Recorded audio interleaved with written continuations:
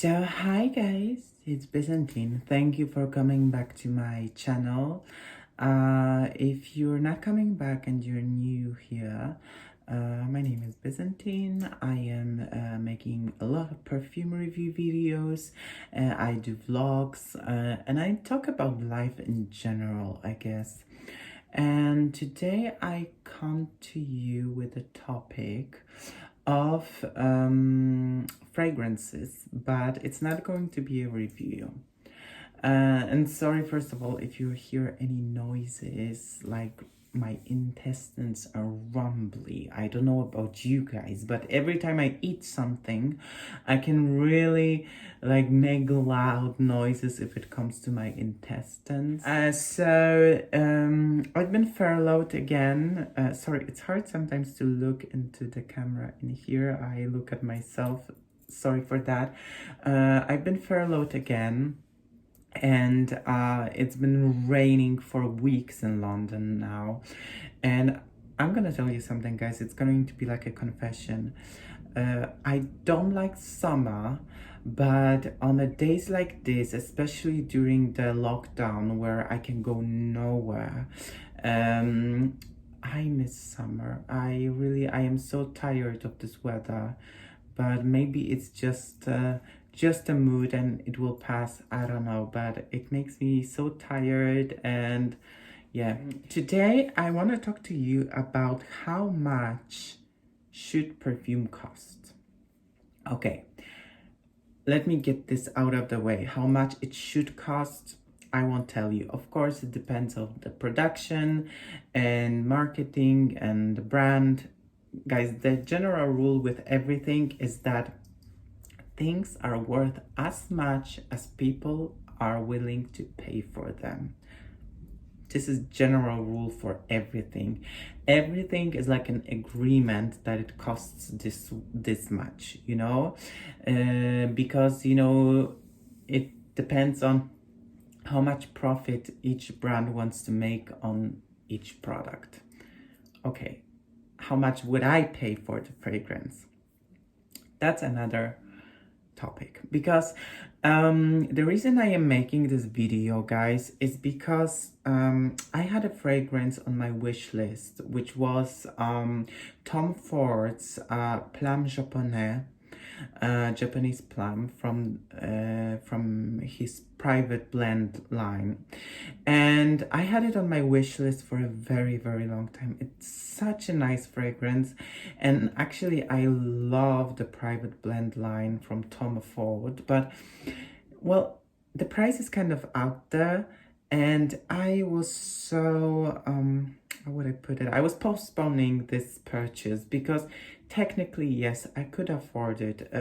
For those who don't know, the private blend line varies from 174 pounds to £240, I think, per 50 milliliters. And of course, the prices go up with the milliliters. But if I was ever considering, I would purchase the 50 or even like the 10 ml travel sprays of some of the ones. The 10 ml travel sprays are 40 something pounds per 10 mils, but of course not all of the fragrances are available in 10 milliliters travel sprays size.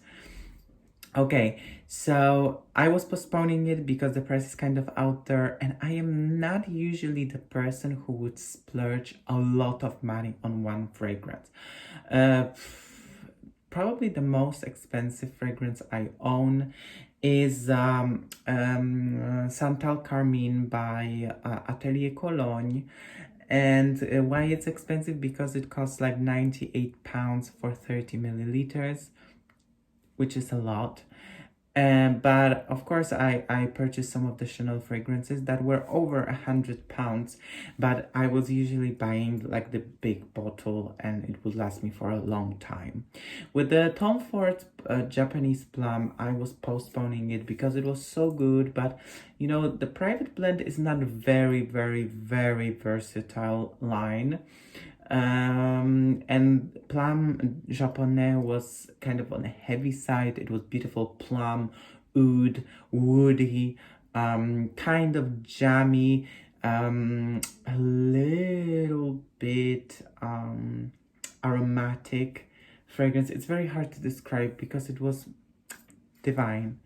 But I was postponing the purchase of it, and you know, now do I regret? Yeah, a little bit. But then even if I was able to get it somehow right now, I am kind of, guys, like, if I cannot repurchase if I want to because it's discontinued, I don't wanna, give myself hope that, they're going to, I don't know what's going on with this thing. It keeps falling off.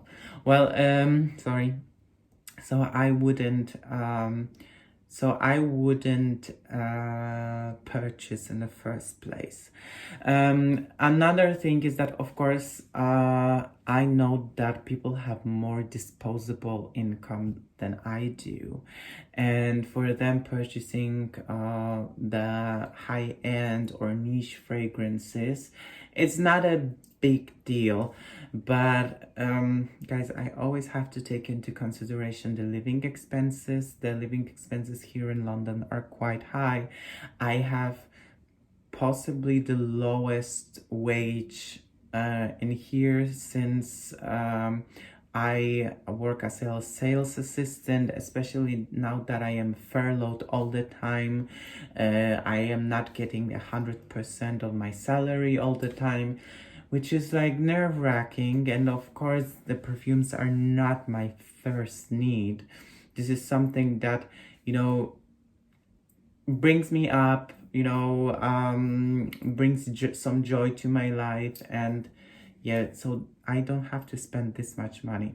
Well, another thing I want to tell you is not so long time ago, Demi Rowling had like a collaboration fragrance with Fragrance du Bois, and the fragrance name was Minuit at Demi, and guys, the fragrance was £250, and as much as I love Demi and I would love to support her, like, it was hard for me to spend half of my rent on that fragrance. I'm so glad that they sold out this fragrance, because I'm sure it was good. It was made with passion, and I'm pretty sure that I would like this fragrance because on many occasions we have similar taste with Demi, and yeah, but I couldn't purchase it. It was half of my rent, guys. So you understand my hesitations and dilemmas. Now I want to listen to you guys in the comments below. Like, how much would you be able to spend on a fragrance? And what is your, like, biggest splurge you've ever made? Like, that you felt that you spent a lot of money, but it was kind of worth it, or it wasn't worth it at all. Just tell me, guys, in the comments below, and I will be reading it with a lot of pleasure. See you next time. Kisses.